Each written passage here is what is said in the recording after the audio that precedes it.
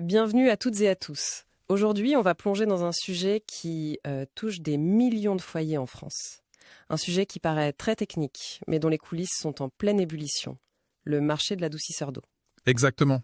On pourrait croire que c'est une simple affaire de plomberie, de tuyaux, mais les documents qu'on a analysés, qui couvrent la période 2020 jusqu'aux prévisions de 2030, décrivent une véritable révolution. Oui, une révolution. On se base sur un rapport stratégique très dense qui analyse le marché de 2020 avec des projections jusqu'en 2030 et aussi sur une étude très pointue des nouvelles méthodes pour trouver des clients. Donc on va parler guerre technologique, course contre la montre réglementaire et surtout d'une bataille numérique acharnée. C'est ça. L'objectif, c'est de comprendre comment ce secteur, qui était autrefois assez stable, est devenu un écosystème hyper complexe. On a des géants industriels, des PME très innovantes, des modèles économiques qui changent complètement. On va décortiquer tout ça. D'accord. Alors, entrons dans le vif du sujet. Le point de départ est un peu paradoxal. Au niveau mondial, le marché va bien. On parle d'une croissance à plus de 5,5 milliards de dollars d'ici 2032. Mais en France, l'ambiance est très différente. Les sources parlent de zones de turbulence. Qu'est-ce qui se passe chez nous, Sam ? En fait, il y a une convergence de 3 gros facteurs qui secouent le marché français. Le premier, et c'est le plus structurel, c'est la crise du bâtiment. L'année 2024 est décrite dans les documents comme une année noire pour la construction neuve. Et moins de maisons neuves, ça veut dire un canal de vente historique qui s'assèche pour les adoucisseurs. Concrètement, ça change tout pour les entreprises, non ? On passe d'un contrat pour équiper tout un lotissement à devoir aller chercher les clients, un par un, chez eux. Exactement. On bascule d'un modèle B2B, facile, à un modèle B2C, beaucoup plus diffus et difficile, beaucoup plus cher. Il faut se réorienter en urgence vers la rénovation. D'accord. Et le deuxième facteur ? La pression économique, bien sûr. L'inflation. Un adoucisseur, c'est un investissement. On parle de 700 à 3000 euros. Aujourd'hui, les ménages ne regardent plus que le prix d'achat. Ils calculent le coût total en incluant les consommables, comme le sel par exemple. Et ça, j'imagine que ça avantage certaines technologies plus que d'autres. On y reviendra. Mais quel est le troisième choc, celui que les sources qualifient de plus critique ? C'est le choc réglementaire et écologique. En France, il y a une prise de conscience assez brutale sur la raréfaction de l'eau. Des décrets comme celui qui est attendu pour mars 2025 et surtout les arrêtés préfectoraux de restriction d'eau, ça devient la norme. Mais est-ce que les gens y sont vraiment sensibles ? Quand on achète un appareil pour son confort, est-ce que l'argument de quelques litres d'eau économisés pèse vraiment lourd ? C'est une excellente question.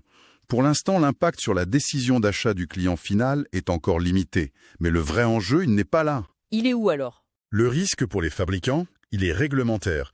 Un appareil qui consomme entre 50 et 150 litres d'eau potable à chaque régénération et qui rejette du sel, il devient une cible potentielle pour de futures interdictions ou des taxes. D'accord, je vois. C'est tout cet ensemble de pressions qui force le marché à se réinventer. À toute vitesse, oui. Et cette réinvention, elle passe d'abord par la technologie. Cette pression environnementale, elle a déclenché ce que les sources appellent une guerre des procédés. D'un côté, la technologie historique, et de l'autre, des alternatives plus vertes. C'est un peu la présentation marketing, ça. Mais la réalité technique est plus nuancée. D'abord, on a l'échange d'ions, l'adoucisseur à sel, quoi. La technologie des leaders. Voilà. Culligan, BWT, Logil. On peut la voir comme une forteresse assiégée.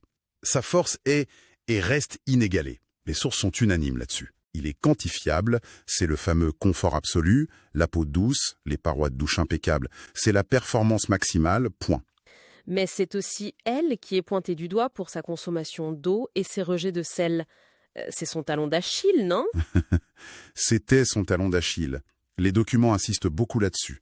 Cette critique est de moins en moins pertinente sur les appareils modernes. Ah oui. Oui, les fabricants ont fait d'énormes progrès. Les vannes électroniques intelligentes d'aujourd'hui, elles calculent au plus juste le besoin de régénération. Elles ont réduit la consommation d'eau et de sel de 30 à 50% par rapport aux anciens modèles. 50% ? Oui. On part d'une consommation d'eau pour le rinçage qui est devenue marginale par rapport à la consommation globale d'un foyer. Donc l'argument écologique contre les adoucisseurs à sel serait un peu daté en fait. Disons qu'il est beaucoup moins percutant qu'il y a 10 ans.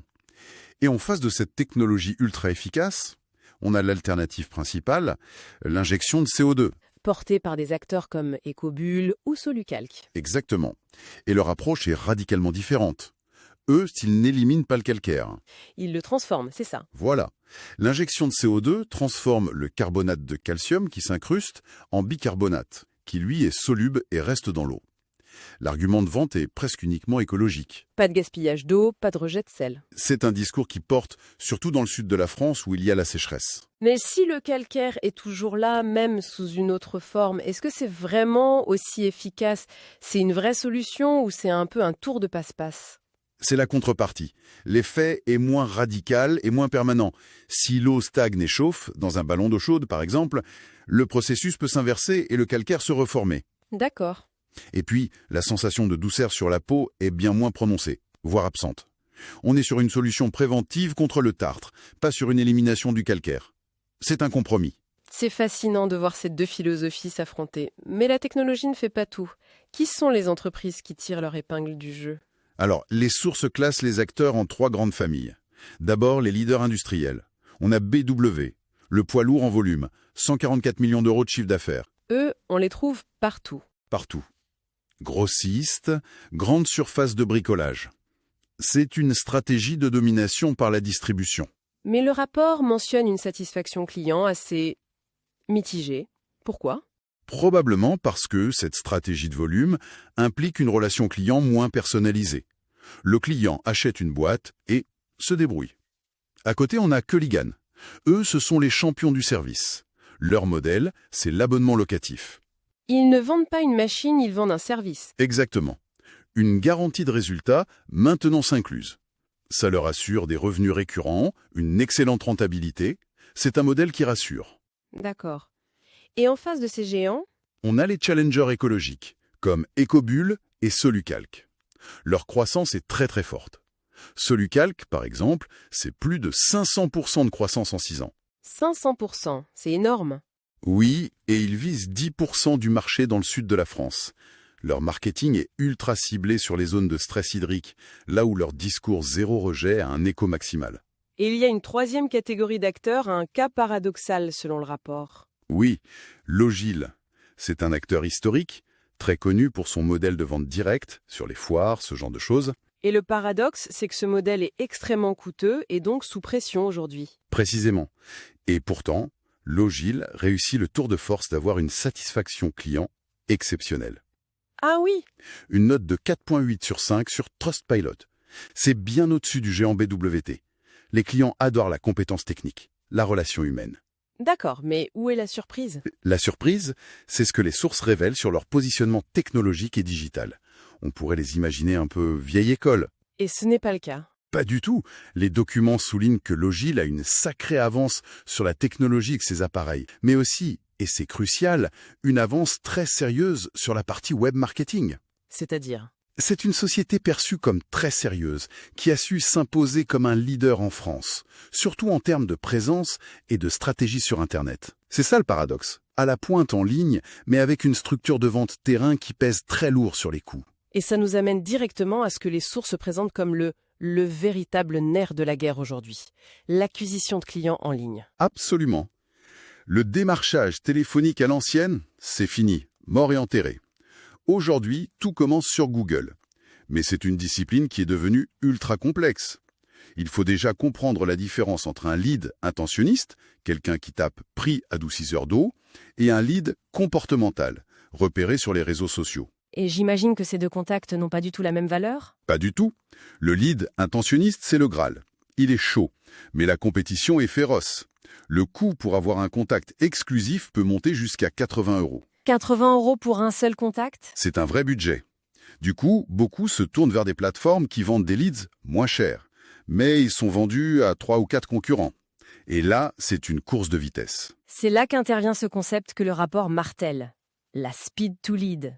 La vitesse pour contacter le prospect. C'est devenu la règle numéro 1, non négociable. Les statistiques citées elles donnent le vertige. Une entreprise qui répond à une demande en ligne dans la première minute augmente son taux de conversion de... De combien? 391%. Attendez, 391%, c'est un truc de fou. Ça veut dire que le facteur décisif, ce n'est plus la qualité du matériel ou le